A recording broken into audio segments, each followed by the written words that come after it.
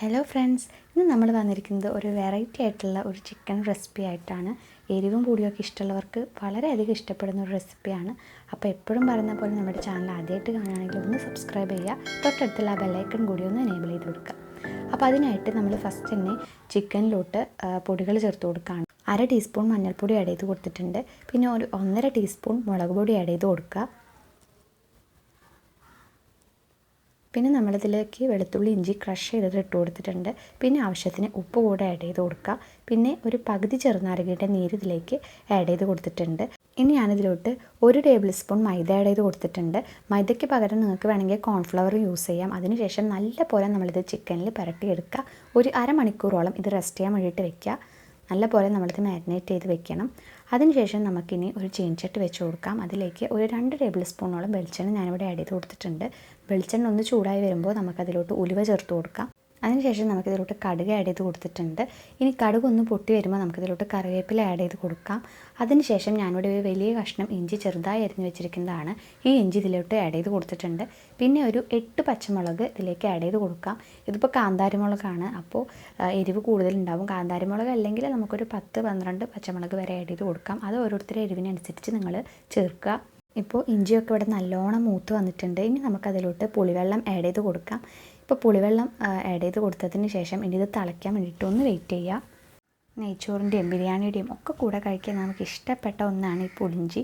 അപ്പോൾ ഇനി ഇതൊന്ന് ജസ്റ്റ് ഇളക്കി കൊടുത്ത് നമുക്ക് ഇതൊന്ന് തിളയ്ക്കാൻ വേണ്ടിയിട്ട് വെയിറ്റ് ചെയ്യാം. ഇപ്പം നമ്മുടെ പുളിഞ്ചി ഇവിടെ നല്ലോണം തിളച്ച് വരുന്നുണ്ട്. ഇനി നമുക്കിതിലോട്ട് ആവശ്യത്തിന് ഉപ്പ് ആഡ് ചെയ്ത് കൊടുക്കാം. ശേഷം നമുക്കിതിലോട്ട് ശർക്കര മധുരത്തിനനുസരിച്ച് ചേർത്ത് കൊടുക്കാം. ഞാനിപ്പോൾ ഇവിടെ ടോട്ടൽ 3 അച്ച് ശർക്കരയാണ് ഇതിലേക്ക് ആഡ് ചെയ്ത് കൊടുത്തിരിക്കുന്നത്.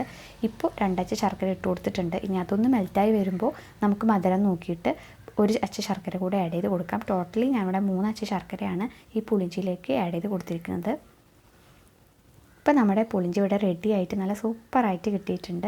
അപ്പോൾ ഇനി നമുക്ക് അടുത്ത പ്രോസസ്സിലേക്ക് കടക്കാം. ഇനി നമുക്ക് ചിക്കൻ പൊരിക്കാനായിട്ട് നോക്കാം. അതിനായിട്ട് ഞാനിവിടെ ഒരു ചീനച്ചട്ടിയിൽ വെളിച്ചെണ്ണ ആഡ് ചെയ്ത് കൊടുത്തിട്ടുണ്ട്. നമ്മളിവിടെ വെളിച്ചെണ്ണയിലാണ് കേട്ടോ ചിക്കൻ പൊരിച്ചെടുക്കുന്നത്. ഇനി നമുക്ക് ചിക്കൻ്റെ പീസസ് ഓരോന്നായിട്ട് ഇട്ട് കൊടുക്കാം. നല്ലപോലെ ഇത് ഫ്രൈ ചെയ്തെടുക്കണം, നല്ലോണം മൊരിഞ്ഞ് കിട്ടണം. എല്ലാ പീസും അതുപോലെ തന്നെ നമുക്കിതിലേക്ക് ആഡ് ചെയ്ത് കൊടുക്കാം.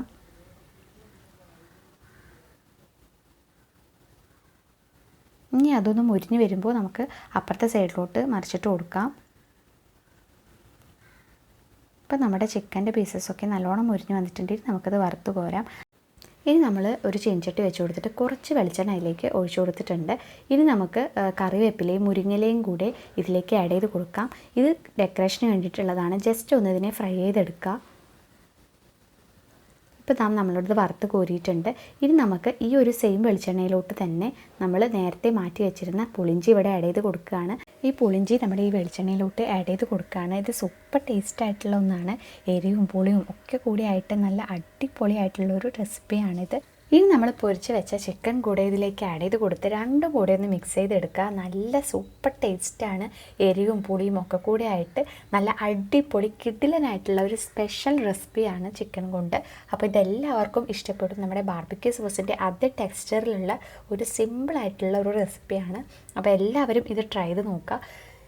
ഇനി നമുക്ക് ഡെക്കറേഷന് വേണ്ടിയിട്ട് നമ്മൾ നേരത്തെ ഫ്രൈ ചെയ്ത് വെച്ചിരിക്കുന്ന കറിവേപ്പിലയും മുരിങ്ങയിലയും കൂടെ ഇതിന് മുകളിലേക്ക് ഇട്ട് കൊടുക്കുക. നല്ല അടിപൊളിയാണ്. കാണാനും അതെ, കഴിക്കാനും അതെ, ഈസിയാണ്.